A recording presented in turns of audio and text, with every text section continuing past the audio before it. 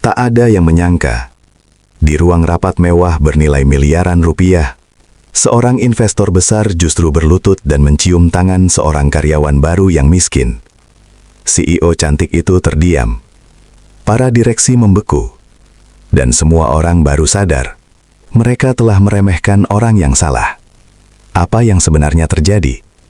Dan siapa sebenarnya pria sederhana ini? Tonton kisahnya sampai akhir dan jangan lupa subscribe, like, share, serta tuliskan pendapatmu di kolom komentar. Karena kisah ini bisa mengubah cara pandangmu tentang kehidupan.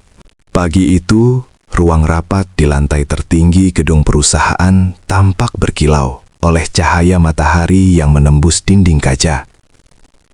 Meja panjang dari kayu mahal tersusun rapi. Gelas-gelas kristal berjajar, dan layar besar di ujung ruangan menampilkan logo perusahaan bernilai triliunan rupiah. Di kursi utama, duduk seorang wanita muda berwibawa, CEO perusahaan itu. Wajahnya cantik, riasannya tipis namun elegan. Sorot matanya tajam seperti orang yang terbiasa mengambil keputusan besar. Ia menghela napas pelan, lalu berkata dengan nada tegas, "Rapat hari ini sangat penting. Investor utama kita akan datang. Saya tidak mau ada satupun kesalahan." Semua orang mengangguk patuh. Detik-detik berlalu dengan ketegangan yang hampir bisa dirasakan di udara. Tidak ada yang berbicara sembarangan. Bahkan suara gesekan kursi pun terdengar terlalu keras di telinga mereka. Di sudut ruangan, sedikit menjauh dari pusat perhatian, berdirilah seorang pria muda dengan postur sederhana. Kemeja putihnya bersih, namun terlihat sudah sering dicuci. Lengannya sedikit kebesaran, dan sepatunya tampak kusam, seolah telah menempuh perjalanan panjang sebelum sampai ke tempat ini. Namanya Arga. Ia karyawan baru. Tangannya saling menggenggam erat. Telapak tangannya terasa dingin oleh keringat gugup. Ia mengamati sekeliling dengan mata yang waspada, seperti seseorang yang masuk ke dunia asing. Dalam hati ia berbisik, "Tenang Arga, kamu hanya perlu bekerja dengan jujur." Namun tetap saja, dadanya terasa sesak. Ini bukan tempat yang biasa ia datangi. Ini adalah dunia orang-orang besar, orang-orang berkuasa, dan ia hanyalah seorang pemula dengan latar belakang sederhana. Bisikan mulai terdengar, pelan namun menusuk. Dua orang karyawan senior saling berdekatan, menutup mulut dengan tangan sambil melirik ke arah Arga. "Itu karyawan baru ya?" bisik salah satunya. "Iya, tapi kok kayak orang salah masuk kantor?" sahut yang lain sambil terkekeh pelan. Ada yang memandangnya dari ujung kepala hingga kaki, lalu menggeleng pelan seolah merasa terganggu. Arga mendengar semuanya. Ia tidak tuli, tapi ia memilih diam. Kepalanya tertunduk, bibirnya terkatup rapat. "Aku datang ke sini bukan untuk dinilai dari sepatu," batinnya. Ia mengatur napas, mencoba menenangkan diri, meski hatinya terasa perih oleh tatapan dan kata-kata yang tak diucapkan secara langsung, namun jelas terasa merendahkan. CEO itu akhirnya melirik ke arah sudut ruangan. Pandangannya berhenti sejenak pada Arga. Hanya sejenak, tidak lebih dari 2 detik. Namun dalam 2 detik itu, pikirannya sudah menilai. HR benar-benar ceroboh, gumamnya dalam hati. Penampilan seperti ini tidak mencerminkan perusahaan. Ia tidak berkata apa-apa, tidak menegur, tidak bertanya. Ia kembali menatap layar laptopnya, mengetik sesuatu dengan cepat, seolah kehadiran Arga tidak cukup penting untuk mendapatkan perhatian lebih. Arga melihat itu. Ia tahu, ia merasakannya. Namun sekali lagi, ia memilih diam. Karena sejak awal, ia memang tidak datang untuk dipuji. Ia datang untuk belajar dan bekerja. Tiba-tiba, pintu ruang rapat terbuka perlahan. Seketika, semua orang berdiri hampir bersamaan. Suasana berubah drastis. Seorang pria paruh baya masuk dengan langkah mantap. Jas mahalnya pas di badan, jam tangannya berkilau, dan aura wibawa terpancar kuat dari setiap gerakannya. Dialah investor besar yang ditunggu-tunggu. "Selamat datang, Pak," ucap semua orang serempak. CEO tersenyum profesional dan melangkah maju. Kami merasa terhormat atas kehadiran Anda. Investor itu mengangguk singkat. Namun sebelum membalas senyum sang CEO, pandangannya beralih. Matanya tertuju pada satu sosok di sudut ruangan. Senyum itu perlahan menghilang. Wajahnya berubah. Langkahnya terhenti. Seolah dunia di sekitarnya mendadak membeku. Tak seorang pun menyadari bahwa sejak detik itu, takdir semua orang di ruangan tersebut akan berubah selamanya. Investor besar itu berdiri terpaku. Tangannya yang semula menggenggam map perlahan mengendur. Nafasnya terasa berat, seolah ada kenangan lama yang tiba-tiba menghantam dadanya tanpa aba-aba. Matanya tak berkedip, menatap satu sosok di sudut ruangan, Arga. Tidak mungkin. Gumamnya hampir tak terdengar. CEO yang berdiri di sampingnya sempat tersenyum sopan, namun senyum itu memudar saat menyadari ada yang janggal. "Pak," panggilnya pelan. Tapi investor itu seperti tak mendengar. Fokusnya hanya satu. Langkahnya berlahan maju. Setiap tapaknya terasa berat, seperti melangkah menuju masa lalu yang selama ini ia pendam dalam-dalam. Arga merasakan tatapan itu. Jantungnya berdegup kencang. Ia mendongak, dan saat pandangan mereka bertemu, ada getaran aneh yang tak bisa dijelaskan. Investor itu tampak pucat, matanya memerah, bibirnya bergetar. Ruangan menjadi hening. Tak ada suara selain detak jam di dinding. Beberapa karyawan saling pandang dengan wajah bingung. "Kenapa Pak Investor menatap anak baru itu?"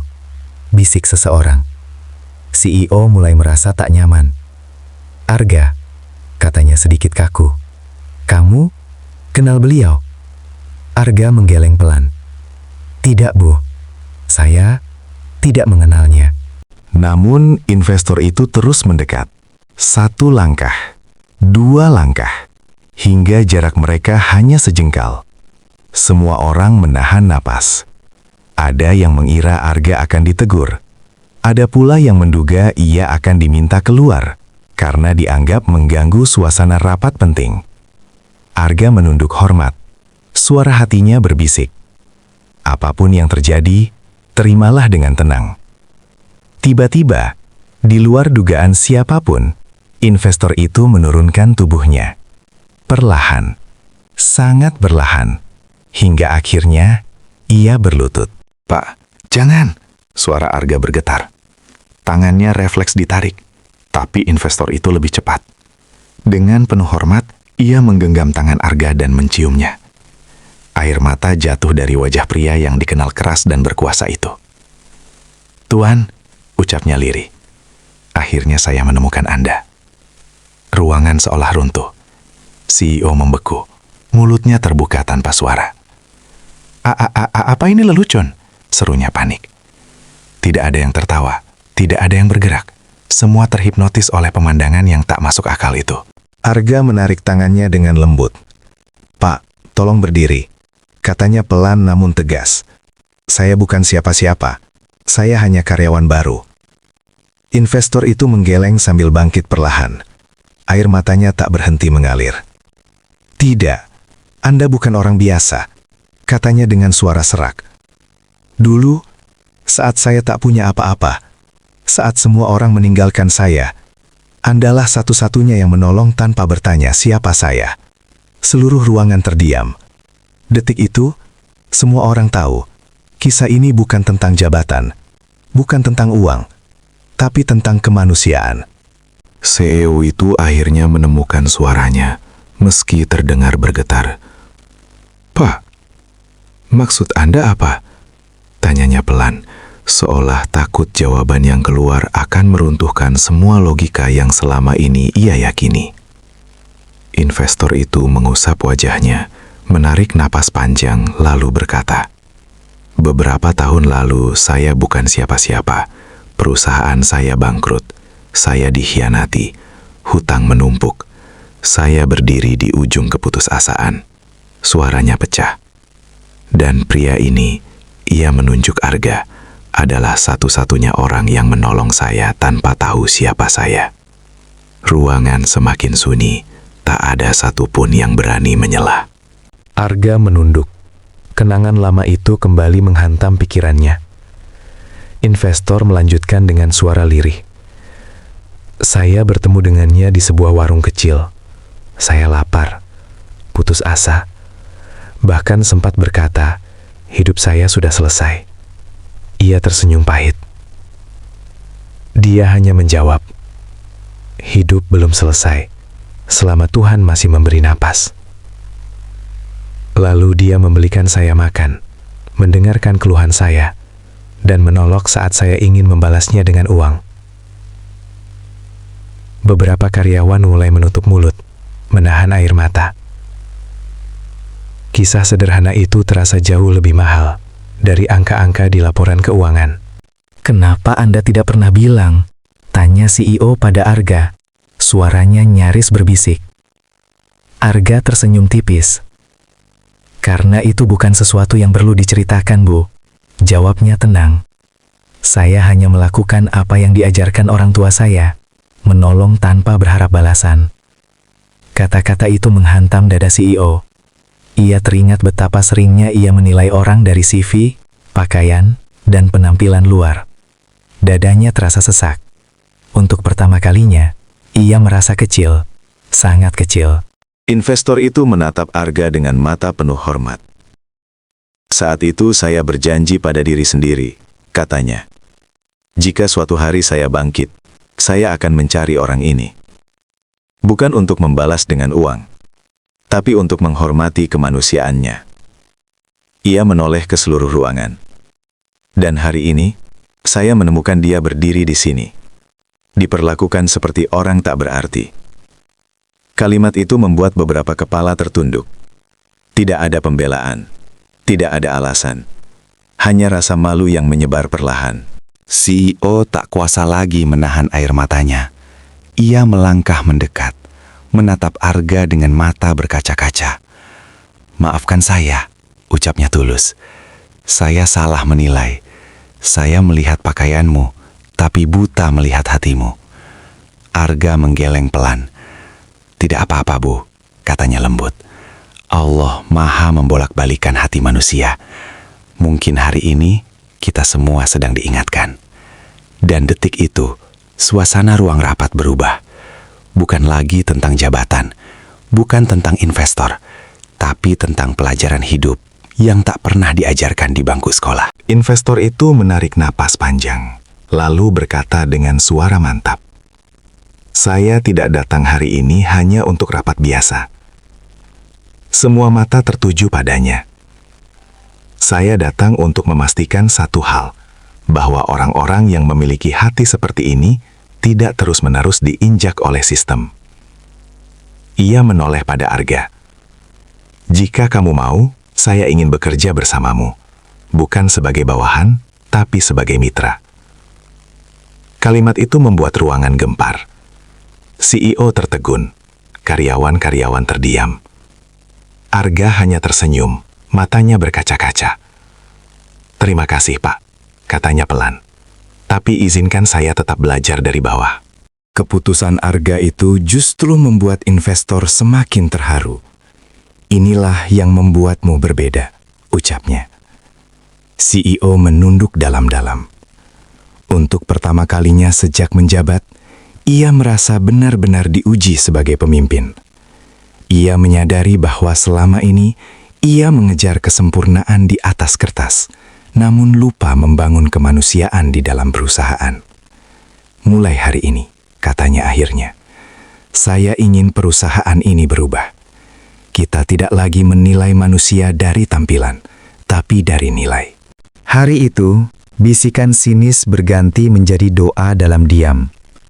Karyawan yang dulu meremehkan Arga, kini menatapnya dengan rasa hormat. Beberapa bahkan menitikkan air mata. Mereka sadar, seringkali manusia merasa tinggi hanya karena lupa bahwa dirinya pun pernah berada di bawah. Arga berjalan kembali ke tempatnya semula. Bukan ke kursi istimewa, bukan ke pusat perhatian, melainkan ke sudut ruangan, tempat ia merasa paling jujur pada dirinya sendiri. Sebelum meninggalkan ruangan, investor itu berkata satu kalimat yang menancap kuat di hati semua orang. Harta bisa hilang, jabatan bisa jatuh, tapi kebaikan yang tulus akan selalu menemukan jalannya kembali. Tidak ada tepuk tangan, tidak ada sorak-sorai, hanya keheningan yang penuh makna. CEO menatap keluar jendela, matanya basah. Ia sadar, hari itu ia tidak hanya memimpin rapat, ia sedang belajar menjadi manusia. Dan dari ruang rapat itulah lahir sebuah pelajaran besar. Jangan pernah meremehkan siapapun hanya karena penampilannya. Sebab Allah Maha membolak-balikan takdir. Hari ini seseorang berdiri di sudut, besok bisa menjadi cahaya bagi banyak hati. Kisah ini bukan tentang investor, bukan tentang CEO, dan bukan tentang karyawan miskin, tapi tentang bagaimana satu kebaikan kecil yang dilakukan dengan ikhlas mampu mengubah banyak kehidupan.